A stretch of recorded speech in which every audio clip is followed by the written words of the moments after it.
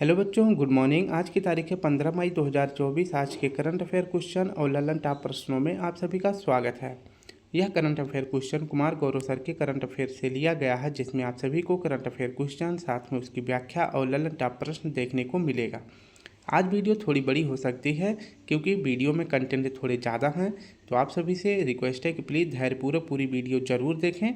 अगर वीडियो अच्छी लगे तो प्लीज़ स्टूडेंट वीडियो को ज़्यादा से ज़्यादा लाइक करें और जो भी ऐड आए तो प्लीज़ स्किप मत करें। स्टूडेंट, आप सभी से छोटी सी ये रिक्वेस्ट है। तो चलिए हम अपने 15 मई के दैनिक समसामयिक सभी प्रतियोगी परीक्षाओं के लिए महत्वपूर्ण प्रश्न को देखते हैं। पहला प्रश्न हमारा, 30वीं सुल्तान अजलान शाह ट्रॉफी 2024 की विजेता टीम कौन सी बनी है? तो इसका सही जवाब हो जाएगा जापान। ऑप्शन बी सही हो जाएगा। इसके बारे में व्याख्या देखें तो सुल्तान अजलान शाह ट्रॉफी यह जो है किस खेल की ट्रॉफी है? तो यह हॉकी की ट्रॉफी है। हर बार जो है सुल्तान अजलान शाह ट्रॉफी का आयोजन या होस्ट कहाँ पे होता है? तो हर साल जो है मलेशिया में ही होता है। अब की बार 2024 में इसका कौन सा क्रम है? तो इसका 30वां क्रम है। फाइनल मैच जो है सुल्तान अजलान शाह की फाइनल मैच जो है किसके बीच में खेला गया था? तो जापान और पाकिस्तान के बीच में खेला गया था, जिसमें जापान जीत जाता है और पाकिस्तान हार जाता है। तो ये आपको याद रखना है। तो 30वीं क्रम का सुल्तान अजलान शाह ट्रॉफी कौन जीता? जापान। और जबकि उप विजेता कौन बना? तो पाकिस्तान बना है। भारत ने 2024 में अजलान शाह ट्रॉफी कप में भाग नहीं लिया था और अब तक भारत जो है सुल्तान अजलान शाह ट्रॉफी कप को कितनी बार जीता है? तो 5 बार जीत चुका है। अगर वही बात करें कि पहली बार Sultan Azlan Shah trophy cup की शुरुआत कब होती है? तो पहली बार 1983 में हुआ था।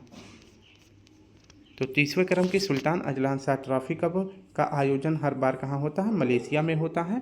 और यह किस खेल की ट्रॉफी है? तो यह हॉकी की ट्रॉफी है। और अब की बार कौन जीता है? जापान जीता है। और उप विजेता कौन बना है? तो उप विजेता पाकिस्तान बना है। नेक्स्ट बात करें थॉमस कप, उबेर कप, तो इन दोनों कपों का विजेता कौन बना है? तो इन दोनों कपों का विजेता बना है चीन। और अगर पूछे उप विजेता कौन बना है? तो उप विजेता बना है इंडोनेशिया। ये दोनों कप किस खेल की ट्रॉफी हैं? तो बैडमिंटन की ट्रॉफी हैं। नेक्स्ट प्रश्न हमारा, चंद्र मिशन चांग E6 पर लॉन्च होने वाले पहले लूनर मिशन ICUBEQ का संबंध किससे है? तो चीन का एक मिशन है जिसका नाम है चांग E6 मिशन। इसी के साथ जो है पहला लूनर मिशन जिसका नाम है ICUBEQ लॉन्च करने वाला है। तो इस चंद्र मिशन का संबंध किस देश से है? तो यह पाकिस्तान का है। ठीक है, तो यह किसका है? पाकिस्तान का है। इसका काम क्या है कि यह सिर्फ चांद के जो धरातल है, चांद का जो धरातल है उसका सिर्फ फ़ोटो खींचने वाला है। और किसके साथ यह लॉन्च होने वाला है? तो चांग E6 मिशन के तहत लॉन्च होने वाला है, जो कि यह चाइना का है। नेक्स्ट है, हॉकी में सर्वश्रेष्ठ महिला खिलाड़ी कौन है? तो हॉकी की सर्वश्रेष्ठ महिला खिलाड़ी है सलीमा टेटे। अगर पुरुष में पूछे कौन है? तो पुरुष में है हार्दिक सिंह। कौन है? हार्दिक सिंह है। महिला हॉकी टीम के कप्तान कौन बनी है? तो यह बनी है सलीमा टेटे। जबकि महिला हॉकी टीम के कोच कौन बनाए गए हैं? तो कोच बनाए गए हैं हरेंद्र सिंह। पहली बार राष्ट्रीय महिला हॉकी लीग का आयोजन कहाँ किया गया है? तो रांची, झारखंड में किया गया है। चांद पर लैंड करने वाला पहला निजी लैंडर कौन सा है? तो ओडिसियस लैंडर है। अगर पूछे किस कंपनी का है? तो इंटूएटिव कंपनी है। चांद की सतह पर उतरने वाला पहला अंतरिक्ष यात्री कौन है? तो नील आर्मस्ट्रांग है। और किस तारीख को उतरे थे? तो यह 20 तो ये उतरे थे 20 जुलाई 1969 को। चांद पर जाने वाली पहली महिला कौन बनेंगी? तो चांद पर जाने वाली पहली महिला बनेंगी क्रिस्टिना कोच। चांद पर वापस मनुष्य को भेजने के लिए कौन सा मिशन स्टार्ट हुआ है? तो आर्टेमिस मिशन स्टार्ट हुआ है। और यह मिशन किससे अंतरिक्ष एजेंसी के द्वारा शुरू किया गया है? तो यह नासा के द्वारा शुरू किया गया है। और यह स्पेस एजेंसी किस देश का है? तो यह USA की स्पेस एजेंसी है। तो चांद पर मनुष्य को दोबारा किस मिशन से भेजा जाएगा? तो आर्टेमिस मिशन से भेजा जाएगा। और इसी मिशन के तहत चांद पर पहली महिला कौन भेजी जाएंगी? क्रिस्टिना कोच भेजी जाएंगी। सामाजिक न्याय की प्रतिमा किसकी प्रतिमा है? तो यह डॉक्टर BR अम्बेडकर जी की प्रतिमा है। और इस प्रतिमा का अनावरण कहाँ किया गया है? तो इसको स्थापित किया गया है विजयवाड़ा, आंध्र प्रदेश में स्थापित किया गया है।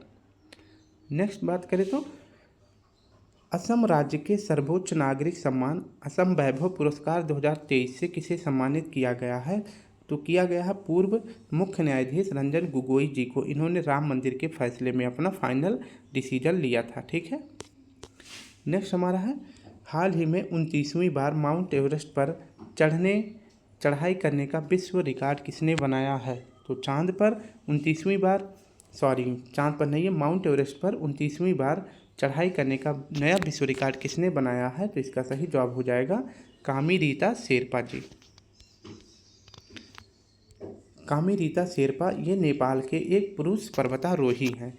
इन्होंने अब की बार 29वीं बार माउंट एवरेस्ट फतह किया है और इन्होंने अपना ही रिकॉर्ड यानी कि 28वीं बार भी यही चढ़े थे। इन्होंने अब की बार 29वीं बार चढ़ के अपने 28वीं वर्ल्ड रिकॉर्ड को इन्होंने ही तोड़ दिया। ठीक है। इन्हें जो है एवरेस्ट मैन भी कहते हैं। अगर बात करें माउंट एवरेस्ट की ऊंचाई कितनी है तो 8,848.86 मीटर है। यह है कीमा रीता शेरपा, ठीक है, जो कि नेपाल के एक पुरुष हैं। ये अब तक कितनी बार नेपाल एवरेस्ट पर चढ़ चुके हैं? तो 29 बार चढ़ चुके हैं। नेपाल में जो है माउंट एवरेस्ट को सागरमाथा कहते हैं, जबकि तिब्बत में कहते हैं चोमो लुंगमा कहते हैं। नेक्स्ट प्रश्न हमारा है, 46वीं अंटार्कटिका संधि सलाहकार बैठक कहाँ होगा? तो इसका सही जवाब हो जाएगा 46वें क्रम की अंटार्कटिका संधि सलाहकार का बैठक होगा भारत, कोच्चि, केरल में होगा। अगर बात करें अंटार्कटिका संधि पर पहली बार सब देशों के मतलब जो देश इसमें शामिल हैं सब देशों ने पहली बार साइन कब किया था? तो 1959 में किया था। अंटार्कटिका संधि जो है कब लागू हुआ था? तो यह लागू हुआ था 1961 में। और 1961 में ही पहली बार अंटार्कटिका संधि सलाहकार की बैठक कहाँ हुई थी? कैनबरा में हुआ था। कब? 1961 में। नेक्स्ट प्रश्न है, हाल ही में भारतीय सेना ने जम्मू कश्मीर में आतंकवादियों को खदेड़ने के लिए कौन सा अभियान शुरू किया है? तो अभियान शुरू किया है ऑपरेशन सर्वशक्ति। नेक्स्ट हमारा है, केंद्र सरकार ने 19वीं भारतीय शास्त्रीय भाषा के रूप में अपनाने की घोषणा की है। तो अब तक जो है हमारे भारत के संविधान में 6 शास्त्रीय भाषाएं थीं, लेकिन 3 और जोड़ी जाएंगी। 7वें नंबर पर कौन जोड़ा जाएगा? प्राकृत। 8वें नंबर पर पाली और 9वें नंबर पर फारसी जोड़ी जाएंगी। और 6 शास्त्रीय भाषाएं कौन कौन सी हैं? तो सबसे पुरानी है तमिल और सबसे नवीनतम है उड़िया। और ये 6 हैं, तमिल, संस्कृत, तेलुगु, मलयालम, कन्नड़ और उड़िया, जिनमें सबसे प्राचीन है तमिल और सबसे नवीनतम कौन अभी जो है जिसको मान्यता दी गई है उड़िया है। बाकी के 3 और शामिल की जाएंगी। 7वें क्रम पर प्राकृत, 8वें पर पाली और 9वें पर फारसी है। गुटनिरपेक्ष आंदोलन का 19वां शिखर सम्मेलन कहाँ आयोजित हुआ? तो इसका सही जवाब हो जाएगा कंपाला की राजधानी युगांडा में हुआ था। ठीक है। हाल ही में फीफा ने पुरुष वर्ग में सर्वश्रेष्ठ फुटबॉल खिलाड़ी 2023 का पुरस्कार किसे प्रदान किया है? तो यह प्रदान किया है लियोनेल मेसी को। और ये किस देश के हैं? तो ये अर्जेंटीना के प्लेयर हैं। तीसरा प्रश्न है, हाल ही में चर्चा में रहे कैंप डेविड समझौते का संबंध किससे है? तो चर्चा में रहे कैंप डेविड समझौते का संबंध किससे है? तो इसका सही जवाब हो जाएगा ऑप्शन ए, इजराइल और मिस्र के बीच में डेविड कैंप समझौता हुआ था। इसके बारे में अध्ययन करें तो कैंप डेविड समझौता, यह समझौता कराने वाला अगर मध्यस्थता पूछे कौन किसने किया था? तो यूएसए ने किया था। इजराइल और मिस्र के बीच में जो है समझौता कराने वाला कौन सा देश था? तो यह यूएसए था। और यह समझौता कब हुआ था? तो 1978 में यह समझौता हुआ था। इसका उद्देश्य क्या था? इजराइल अरब देशों के मध्य शांति स्थापित करेगा। यानी कि जो अरब कंट्री हैं, इजराइल जो है अरब कंट्रियों पर आक्रमण किया था, तो इसको जो है इस तरह के आक्रमण ना करे, तो इसके लिए जो है कैंप डेविड समझौता कराया था यूएसए ने 1978 में कराया था। किसके बीच में? तो इजराइल और मिस्र के बीच में कराया था। और इस समझौते में कहा गया था कि इजराइल जो है अरब देशों के साथ शांति से रहेगा।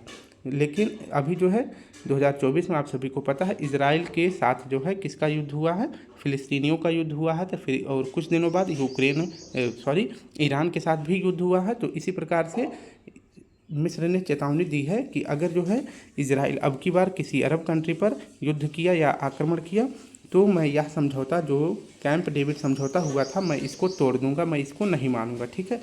तो मिस्र ने चेतावनी दी है इजराइल को कि अगर राफा एक जो है सिनाई प्रायद्वीप के पास एक छोटा सा द्वीप है, इस पर अगर अटैक किया इजराइल ने तो मिस्र जो है कैंप डेविड समझौता तोड़ देगा, ठीक है। तो यह एग्रीमेंट तोड़ देगा। तो यह एग्रीमेंट किसके बीच में है? तो कैंप डेविड समझौता किसके बीच में है? तो इजराइल और मिस्र के बीच में है। इसे आप याद रखेंगे, ठीक है। अगर वही बात करें कि अब्राहम अकॉर्ड, इसकी मध्यस्थता किसने कराई थी? तो इसकी मध्यस्थता कराई थी यूएसए ने। तो इसकी भी मध्यस्थता किसने कराई थी? यूएसए ने कराई थी। और इससे यह किसके बीच में हुआ था? तो इजराइल और अरब देशों के बीच में हुआ था। इजराइल इधर स्थित है, इसके ऊपर आपका सीरिया हो जाएगा, जॉर्डन हो जाएगा, सऊदी अरब हो जाएगा, सीरिया हो जाएगा, ईरान हो जाएगा। तो इन सभी देशों के साथ जो है इजराइल के साथ जो है मध्यस्थता कराया था किसने? यूएसए ने कराया था, जिसका क्या नाम है? अब्राहम अकॉर्ड है, जो कि अरब देशों के साथ कराया गया था। जबकि फिर यहाँ पे कौन सा देश है? यहाँ पे मिस्र है। मिस्र के साथ इजराइल का कौन सा समझौता था? तो कैंप डेविड समझौता था, ठीक है। तो दोनों समझौता किसने कराया था? यूएसए ने कराया था।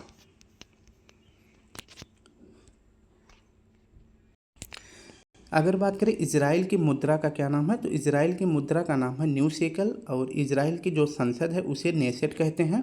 और इजराइल की राजधानी का नाम है जेरूसलम।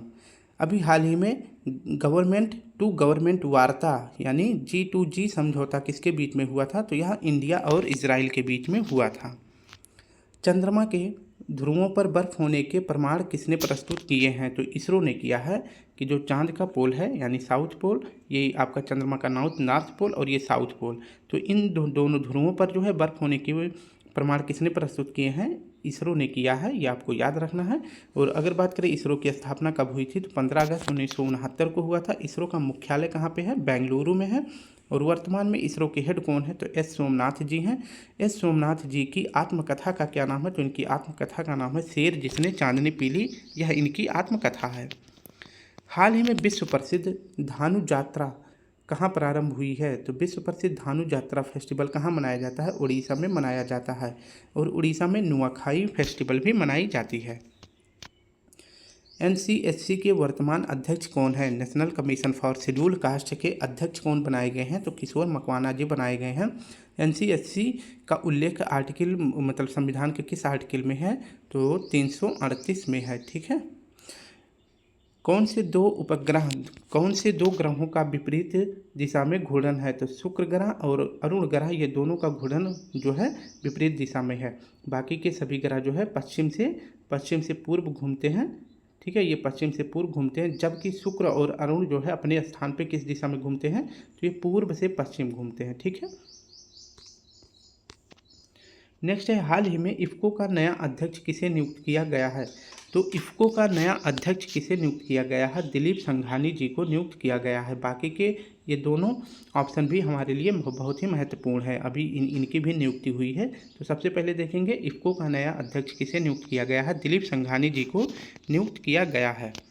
दिलीप संघानी जी इफ़को के नए अध्यक्ष बने हैं। इफ़को का फुल फॉर्म होता है Indian farmer fertiliser cooperation limited, इसका फुल फॉर्म होता है। इफ़को का हेडक्वार्टर कहाँ है? तो यह दिल्ली में है। इफ़को की स्थापना कब हुई थी? 1967 में हुआ था। अभी जो है हाल ही में इफ़को के द्वारा तरल नैनो यूरिया का निर्माण किया गया है, यानी कि अब यूरिया को जो है छिड़काव के लिए भी प्रयोग किया जा सकता है। इस प्रकार के यूरिया को क्या कहते हैं? तरल नैनो यूरिया कहते हैं। तो इफ़को के नए अध्यक्ष कौन बने हैं? दिलीप संघानी जी बने हैं, ये आपको याद रखना है, ठीक है। ये बीच में है दिलीप संघानी जी। नेक्स्ट अगर बात करें कि RBI के कार्यकारी निदेशक कौन बनाए गए हैं? तो ऑप्शन में दिया गया था R लक्ष्मीकांत राव जी बनाए गए हैं। जबकि लार्सन एंड टूब्रो कंपनी के अध्यक्ष कौन बने हैं? तो R शंकर रमन जी बने हैं। नेक्स्ट प्रश्न हमारा है, पहले गल्फ यूथ गेम्स 2024 में पदक तालिका में शीर्ष स्थान किसे मिला है? तो शीर्ष स्थान मिला है UAE को। UAE ने कितना पदक जीता है? तो 296 पदक जीता है। और पहले गल्फ यूथ गेम्स का आयोजन कहाँ किया गया था? तो इसका आयोजन भी UAE में किया गया था। पदक तालिका में पहले स्थान पर UAE है, दूसरे स्थान पर कौन है? दूसरे स्थान पर है सऊदी अरब। UAE में ही यानी UAE के शहर दुबई में ही ICC का मुख्यालय है, यानी इंटरनेशनल क्रिकेट काउंसिल का मुख्यालय कहाँ है? दुबई में है। अभी जो है 2024 में COP28 का आयोजन कहाँ हुआ था? तो यह भी दुबई में हुआ था। UAE की राजधानी का क्या नाम है? आबू धाबी है। और यहाँ की मुद्रा का क्या नाम है? तो यहाँ की मुद्रा का नाम है दिरहम। हाल ही में अंतर्राष्ट्रीय ऊंट महोत्सव कहाँ प्रारंभ हुआ है? तो यह बीकानेर में हुआ है। और ऊँटों के ऊपर जो चादर देखते हैं या दरी बिछाई जाती है उसको क्या कहते हैं? उसको उस्ता कला कहते हैं। तो अंतर्राष्ट्रीय ऊँट महोत्सव कहाँ प्रारंभ हुआ है? तो बीकानेर में प्रारंभ हुआ है। उस्ता कला को अभी हाल ही में जीआई टैग दिया गया था, ठीक है, ये भी आपको याद रख लेना है। नेक्स्ट हमारा है, हाल ही में मकर संक्रांति के अवसर पर मकर बिलक्कू उत्सव कहाँ आयोजित किया गया है? तो मकर बिलक्कू फेस्टिवल मनाया जाता है केरल में, और अगर पूछे किस मंदिर में, तो सबरीमाला मंदिर में मकर बिलक्कू फेस्टिवल का आयोजन किया जाता है। हाल ही में यूएई ने किसे अंतर्राष्ट्रीय खेल व्यक्तित्व पुरस्कार 2023 से सम्मानित किया है? तो अंतर्राष्ट्रीय खेल व्यक्तित्व पुरस्कार कौन देता है? यूएई देता है। और अब की बार किसे दिया है 2023 में? तो फीफा के अध्यक्ष इन्फेंटिनो साहब को दिया है।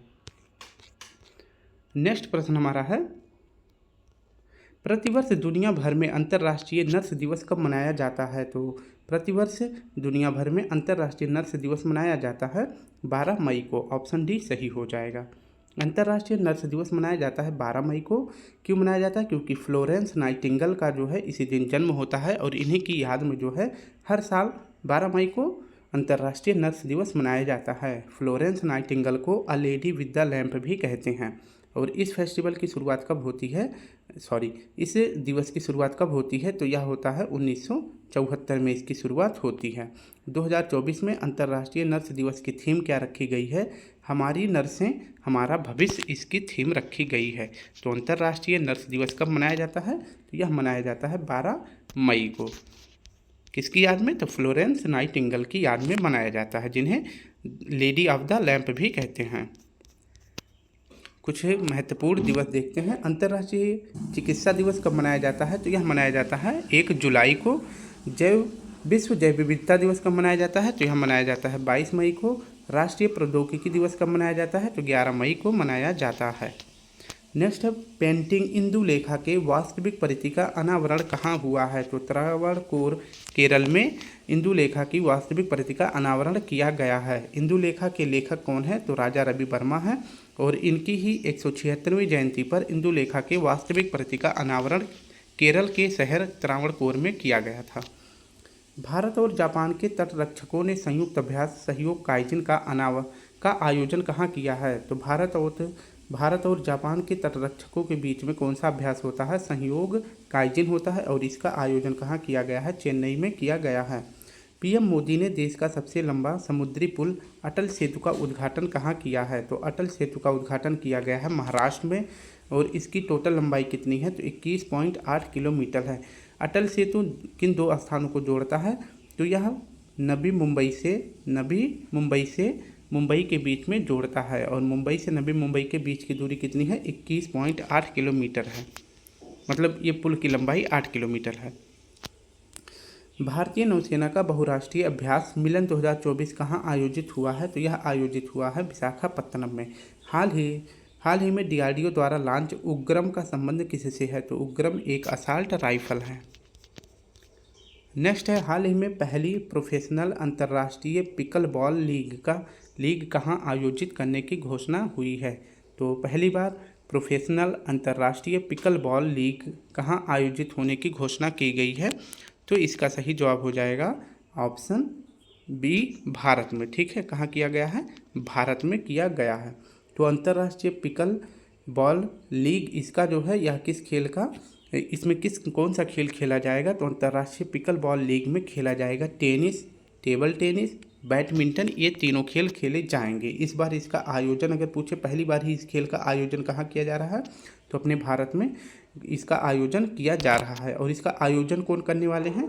तो गौरव नाटेकर जी करने वाले हैं। कौन करने वाले हैं? गौरव नाटेकर जी करने वाले हैं, ये आपको याद रखना है। और इस अंतर्राष्ट्रीय पिकल बॉल लीग में कितने वर्ष से लेकर कितने वर्ष के लोग इसमें खेल सकते हैं? तो 7 साल से लेकर 70 साल के उम्र तक के लोग इसमें खेल सकते हैं। ठीक है, तो ये आपको याद रखना है। इसमें कौन सा खेल खेला जाएगा? टेनिस, टेबल टेनिस और बैडमिंटन खेला जाएगा, ये आपको याद रखना। ठीक है, तो पिकल बॉल का आयोजन कहाँ किया जाएगा? अपने भारत में किया जाएगा। खो खो में कितने खिलाड़ी होते हैं? तो 9 खिलाड़ी होते हैं। पोलो में 4 मात्राएं हैं, तो 4 प्लेयर खेलते हैं। वाटर पोलो में 7 मात्राएं हैं, तो 7 लोग खेलते हैं। और बेसबॉल में कितने लोग खेलते हैं? तो 9 लोग खेलते हैं। डीआरडीओ ने किस लेजर हथियार संबंधी परियोजना का अनावरण किया है? तो इसका सही जवाब हो जाएगा दुर्गा 2 लेजर हथियार संबंधी परियोजनाओं का अनावरण डीआरडीओ ने किया है। और दुर्गा क्या है? दुर्गा यह एक स्वदेशी लेजर हथियार प्रणाली है। स्मार्ट क्या है? तो स्मार्ट जो है सबमरीन नष्ट करने वाला टारपीडो है। इसे भी अभी किसने शुरू किया है? तो डीआरडीओ ने शुरू किया है। डीआरडीओ की स्थापना कब हुई थी? तो 1 जनवरी 1958 को हुआ था। डीआरडीओ का मुख्यालय कहाँ है? नई दिल्ली में है। और वर्तमान में डीआरडीओ के अध्यक्ष कौन हैं? तो समीर कामत जी हैं। स्काई ट्रैक्स के अनुसार 2023 का विश्व का सर्वश्रेष्ठ हवाई अड्डा कौन सा है? तो चांगी हवाई अड्डा है। अगर ये 2023 में, अगर पूछे 2024 में सर्वश्रेष्ठ हवाई अड्डा कौन सा, तो यह कतर का सर्वश्रेष्ठ हवाई अड्डा है। सबसे व्यस्ततम अगर पूछे कौन सा हवाई अड्डा है, तो अटलांटा हवाई अड्डा है। यूनाइटेड कप 2024 की विजेता टीम कौन बनी है? तो यह जर्मनी बना है। 27वें राष्ट्रीय युवा महोत्सव का उद्घाटन कहाँ होगा? तो इसका आयोजन होगा महाराष्ट्र में। 7वां प्रश्न है, हाल ही में किस राज्य ने मंदिर में कनेर के फूलों के उपयोग पर प्रतिबंध लगाया है? तो कनेर के फूलों का प्रतिबंध किसने लगा दिया है? तो हमारा सही जवाब हो जाएगा केरल सरकार ने बैन कर दिया है। कनेर का फूल जो है इसे ओलियंडर भी कहते हैं, इसे आप याद रखेंगे। और इसे भी हाल ही में बैन कर दिया गया है केरल के मंदिरों में, ठीक है। और ऐसा क्यों किया गया है? क्योंकि प्रसाद के रूप में इस फूल को भी दिया जाता है साथ में। जैसे आप देखते होंगे कि प्रसाद उठाया जाता है तो उसमें तुलसी की पत्ती, फूल होते हैं और कुछ सामग्रियाँ और होती हैं, तो ये सभी जो है प्रसाद के रूप में दिया जाता है। तो उसमें जो है ओलियंडर यानी कनेर का फूल भी प्रसाद के रूप में दिया गया था, तो जिसको खाने से एक महिला की मौत हो जाती है। तो अभी इसे फ़िलहाल जो है कहाँ बैन कर दिया गया है? तो इसे बैन कर दिया गया है केरल के मंदिरों में, इसे बैन कर दिया गया है।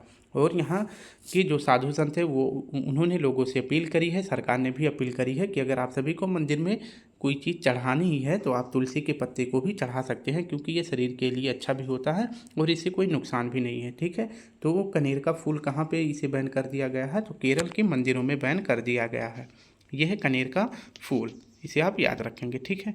अगर हम बात करें कि विश्व में सबसे बड़ा फूल कौन सा है, तो सबसे बड़ा फूल है रिफ्लेशिया का फूल। ये है रिफ्लेशिया का फूल, थोड़ा सा जूम करके दिखा देते हैं अच्छे से, ठीक है।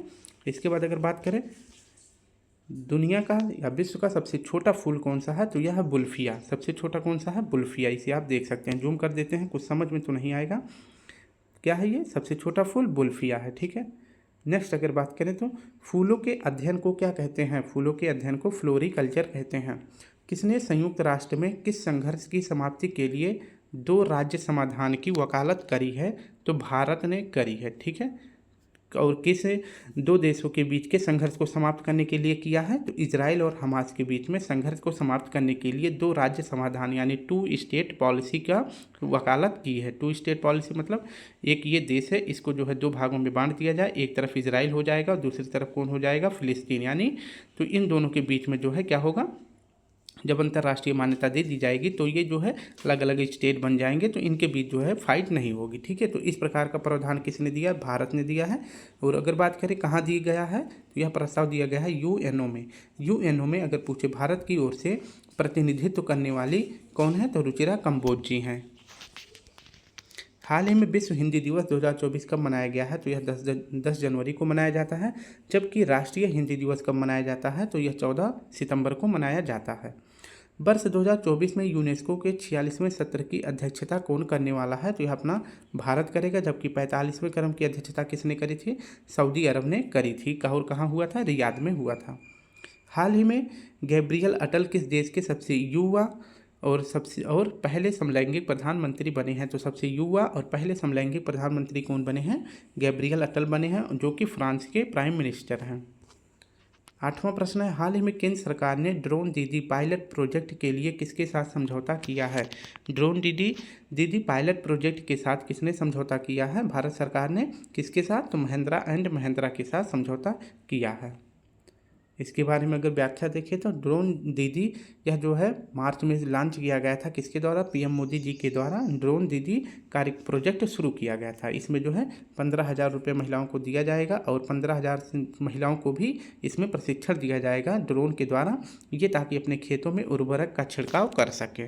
और इसमें जो है ड्रोन दीदी के पायलट प्रोजेक्ट में किसके साथ समझौता किया गया है सरकार के द्वारा? तो महिंद्रा एंड महिंद्रा कंपनी के साथ समझौता किया गया है, ठीक है। ड्रोन दीदी जो है 2 स्थानों पर लॉन्च हुई हैं, यानी इनकी शुरुआत जो है 2 स्थानों पर हुआ है। पहले कहाँ पे? हैदराबाद में, और दूसरा नोएडा में शुरू किया गया है। ठीक है, तो ये आपको याद रखना है। यह है ड्रोन दीदी योजना किसने शुरू करी है? केंद्र सरकार ने शुरू की है। और किसके साथ समझौता किया है? तो महिंद्रा एंड महिंद्रा कंपनी के साथ समझौता किया है। भारतीय सेना और पुनीत बालन समूह ने संविधान पार्क कहाँ विकसित किया है? तो भारतीय सेना और पुनीत बालन समूह ने संविधान पार्क का विकास किया है, पुणे महाराष्ट्र में इसका विकास किया है। और किस पर जोर दिया गया है? तो मौलिक कर्तव्य पर जोर दिया गया है, ये आपको याद रखना है। अब हम थोड़ा सा प्रस्तावना के बारे में देख लेते हैं। प्रस्तावना जो है कब पेश किया गया था? तो यह पेश किया गया था 13 दिसंबर 1946 को पेश किया गया था। और पास या लागू कब हुआ था? तो 22 जनवरी 1947 को लागू हुआ था। ठीक है, अगर बात करें प्रस्तावना संविधान का अंग है या नहीं है, इस बात का उल्लेख जो है किस केस में किया गया है? तो प्रस्तावना संविधान का भाग है, यह कहा गया है केशवानंद भारती केस में। और प्रस्तावना का भाग नहीं है, प्रस्तावना संविधान का भाग नहीं है, यह किस में कहा गया था? तो बेरुबाड़ी केस में यह बात कही गई थी। हाँ वाली बात केशवानंद में और ना वाली बात बेरुबाड़ी में कही गई थी। प्रस्तावना में संशोधन हो सकता है, हाँ प्रस्तावना में संशोधन हो सकता है, ये बात सही है। और पहली बार प्रस्तावना में संशोधन कब किया गया था? तो 42वां संविधान संशोधन 1976 में किया गया था। और इस संशोधन के द्वारा 3 शब्दों को जोड़ा गया था, समाजवाद, पंथ निरपेक्ष और अखंडता। इन 3 शब्दों को जोड़ा गया था। हाल ही में किस राज्य के आदिकेकिर और वांचो लकड़ी के शिल्प को जीआई टैग दिया गया है? तो ये दोनों प्रोडक्ट है अरुणाचल प्रदेश के। हाल ही में आईपीएस रश्मि शुक्ला किस राज्य की पहली महिला पुलिस महानिदेशक नियुक्त की गई हैं? तो महाराष्ट्र की नियुक्त की गई हैं। हाल ही में देश में पहली बार मल्टी स्पोर्ट्स बीच गेम्स कहाँ प्रारंभ हुआ है? यह दीव में प्रारंभ हुआ है। और इसमें पहला स्थान, इस स्पोर्ट्स गेम में पहला स्थान किस राज्य को मिला है? तो मध्य प्रदेश को मिला है। 9वां प्रश्न है, हाल ही में लॉन्च भारत का क्रांतिकारी जनरेटिव चैटबॉट प्लेटफॉर्म कौन सा है? तो भारत का क्रांतिकारी जनरेटिव चैटबॉट कौन सा है? तो इसका सही जवाब हो जाएगा ऑप्शन सी, हनुमान है। इसके बारे में व्याख्या देखें तो अभी हाल ही में हनुमान एआई लैब को लॉन्च किया गया है, तेलंगाना में लॉन्च किया गया है। एआई का मतलब होता है आर्टिफिशियल इंटेलिजेंट। यह जो है हनुमान क्या है? यह भारत का पहला क्रांतिकारी जनरेटिव चैटबॉट है। चैटबॉट का मतलब क्या होता है कि जैसे हम कोई क्वेश्चन करते हैं तो यह चैटबॉट के माध्यम से हमारे प्रश्नों का जवाब देगा। ठीक है, और इस हनुमान चैटबॉट को कितनी भाषाओं में लॉन्च किया गया है? तो 12 भाषाओं में इसको शुरू किया गया है। पहली बार इसे कहाँ लॉन्च किया गया है? तो तेलंगाना में लॉन्च किया गया है। तो हनुमान चैटबॉट को कहाँ शुरू किया गया है? तो यह पूरे भारत में शुरू किया गया है, लेकिन पहली बार कहाँ लॉन्च किया गया था? तेलंगाना में। कितनी भाषाओं में? तो 12 भाषाओं में शुरू किया गया है हनुमान एआई। ठीक है, नेक्स्ट बात करें तो आधिकारिक तौर पर भारत के 84वें ग्रैंड मास्टर का खिताब किसे मिला है? तो आधिकारिक तौर पर ये तो पहले ही घोषित हो गई थी कि 84वें क्रम की ग्रैंड मास्टर कौन बनी है? तो वैशाली रमेश बाबू जी बनी है। लेकिन अब जो है इन्हें ऑफिशियली तौर पर घोषित कर दिया गया है फीडे संस्था के द्वारा, ये भी तो याद रखना है। हाल ही में हिम तेंदुआ को किसने राष्ट्रीय प्रतीक घोषित किया है? अगर देश के रूप में पूछे तो किर्गिस्तान ने किया है, अगर यूटी के रूप में पूछे तो लद्दाख ने अपना राष्ट्रीय प्रतीक घोषित किया है। हाल ही में न्यू स्पेस इंडिया लिमिटेड ने GSAT-20 को किस रॉकेट से प्रक्षेपित किया है? तो इसका सही जवाब हो जाएगा फाल्कन 9। और यह रॉकेट किसका है? तो यह स्पेस एक्स कंपनी का रॉकेट है। और स्पेस एक्स कंपनी के मालिक कौन है? एलन मस्क हैं।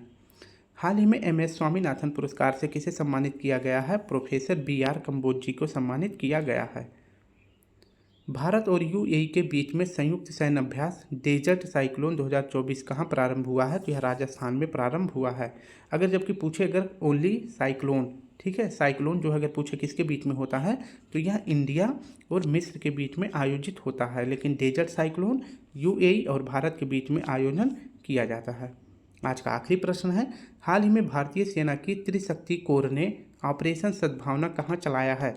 तो भारतीय सेना की त्रिकोर ने ऑपरेशन सद्भावना कहाँ चलाया है? तो इसका सही जवाब हो जाएगा ऑप्शन बी, सिक्किम में चलाया है। इसके बारे में अध्ययन करें तो ऑपरेशन सद्भावना यह जो है किसके द्वारा शुरू किया गया है, चलाया गया है, तो भारतीय सेना की त्रिकोर के द्वारा चलाया गया है, ये आपको याद रखना है।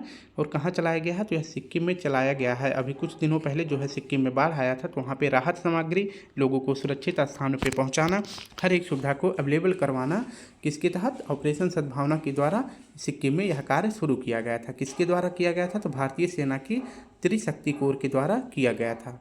अगर बात करें कि सिक्किम को जो है संविधान में किस अनुच्छेद के तहत मिलाया गया है, तो अनुच्छेद 2 के तहत मिलाया गया है। अगर पूछे कि संविधान में कौन सा संशोधन करके मिलाया गया था, तो किया गया था 36वां संविधान संशोधन 1976 में सिक्किम को भारत का एक अभिन्न अंग बनाया गया था। सिक्किम की राजधानी का क्या नाम है, तो सिक्किम की राजधानी का नाम है गंगटोक, ये भी याद रखना है। तो ऑपरेशन सद्भावना कहाँ शुरू किया गया है, सिक्किम में शुरू किया गया है, त्रिशक्ति कोर्स के द्वारा, कॉप्स के द्वारा शुरू किया गया है, जो कि भारतीय सेना का एक अंग है। ठीक है। पहली बार रेलवे प्लेटफॉर्म की शुरुआत कहाँ हुई है, तो पहली बार रेलवे प्लेटफॉर्म की घोषणा पीएम मोदी जी ने करी है सिक्किम में। ठीक है। नेक्स्ट प्रश्न है, तो ऑपरेशन सद्भावना कहाँ शुरू किया गया है, सिक्किम में शुरू किया गया है, लेकिन त्रिशक्ति कोर के द्वारा शुरू किया गया है।